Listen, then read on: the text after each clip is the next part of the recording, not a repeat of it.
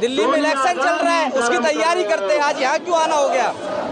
देखिए, जो ये तुष्टीकरण की पीएचडी की डिग्री बांट रहे हैं ना ये लोग, हमें उसके लिए एकत्रित होना पड़ा है। ये समाज को अभी तक धर्म जाति के नाम पे बांटते थे, अब ये उसकी चमड़ी के, उसकी स्किन के आधार पर बांट रहे हैं। ठीक है, किस आधार पर ये लोग बोल रहे हैं कि सऊदी अरब का लोग लग रहा है, वो साउथ अफ्रीका का लोग लग रहा है।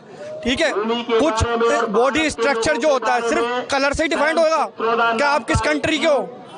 उसके अंदर उसका जो डीएनए में भारतीयता है उससे डिफाइन नहीं होगा क्या? डीएनए से डिफाइन होगा कि वो भारतीय है या नहीं है, ना कि उसकी चमड़ी से डिसाइड होगा। क्या कह रहे हो शुक्ला जी, बड़े उतावले हो रहे हो कांग्रेस को घेरने के लिए? पत्रकार महोदय, जो इस देश में दूसरे देश से आया और 40 साल तक इस देश में राज किया, उसके बारे में सैम पित्रोदा जी ने एक भी शब्द नहीं कहा। लेकिन इस भारतीय संस्कृति में जिस भारतीय संस्कृति का सम्मान आज से नहीं ऋग्वैदिक काल से चला आ रहा है, उस भारतीय संस्कृति से जुड़े हुए लोगों को आपने जिस तरीके से चमड़े के आधार पर वर्गीकृत करने का काम किया, ये भारत की जनता कभी माफ नहीं करेगी। पत्रकार महोदय, आपने अभी पूछा कि आज आप लोग चुनाव छोड़कर यहाँ क्यों, तो पत्रकार महोदय, इनको इनकी औकात याद दिलाना जरूरी है। इन्होंने हमेशा देश की जनता के साथ यही किया, भावनात्मक रूप से जनता पे छल बल से ये हमेशा राज करते रहे। लेकिन आज 10 सालों से देश में शीर्ष नेतृत्व में नरेंद्र मोदी जैसा एक गरीब चाय वाले का पुत्र प्रधानमंत्री बना है, तो इनकी विरासत खिसकती हुई लग रही है। एक चाय वाला प्रधानमंत्री बना है, युवा है। सर, किस लिए आना हुआ? चुनाव के बीच में अच्छा खासा माहौल है दिल्ली में, चुनाव की तैयारी करो ना। अगर ये रंग भेद की टिप्पणी कर रहे हैं तो आपकी पार्टी से भी तो मंगलसूत्र बिकवाने वाली बात चल रही है। देखिए, कभी भी आप समझिए कि आज से पूर्व भी कांग्रेस पार्टी ने इस देश की जनता को धर्म के आधार पर बांटा था, और अब सैम पित्रोदा जी ये कह रहे हैं कि ये गोरा, ये काला, ये किस तरीके की ये रंगभेदी टिप्पणी ये कांग्रेस की दोहरी मानसिकता को दिखाती है। जहां एक और वो भारत जोड़ो यात्रा निकालते हैं, दूसरी तरफ वो भारत को तोड़ने का काम कर रहे हैं।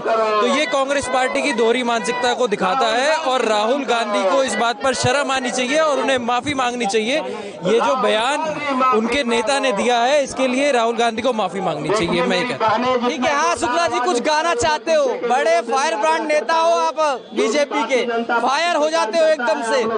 आदरणीय पत्रकार महोदय जी, फायर ब्रांड नहीं, देश ये जो खून है ना, ये भारतीयता का खून है, और इस पे अगर कोई आवाज उठाएगा तो ये खून वैसे ही खौलेगा। पत्रकार महोदय, बस यही कहूंगा कि चाहे जितना मर्जी जोर लगा लो, चाहे जितना मर्जी शोर मचा लो, अब ना रुकेगा भगवा, अब ना झुकेगा भगवा, अब ना रुकेगा भगवा, अब ना झुकेगा भगवा। आज पत्रकार महोदय, पूरा देश ये सहस्त्र स्वीकार कर लिया है कि तीसरी बार फिर से आदरणीय नरेंद्र मोदी जी के नेतृत्व में 400 प्लस सीटों के साथ भारतीय जनता पार्टी। ये तो आप बोल रहे हो, विपक्ष तो कह रहा है 150 सीटें नहीं आ रही हैं बीजेपी की, 400 पार तो आप बार बार बोल देते हो। यहाँ से दिल्ली की 7 सीटों पे आप हार रहे हो लगातार। कांग्रेस, आम आदमी पार्टी आक्रामक है। अब तो केजरीवाल जी भी शायद जमानत पर बाहर आने वाले, मुश्किलें बढ़ने वाली हैं आप लोगों की। लोकतंत्र की बात ये करते हैं पत्रकार महोदय, पंजाब में आम आदमी पार्टी और कांग्रेस अलग अलग लड़ रहे हैं, और दिल्ली में दोनों एक, तो ये क्या आइडियोलॉजी लेके लड़ रहे हैं? ये लोकतंत्र पे खतरा है कि नहीं?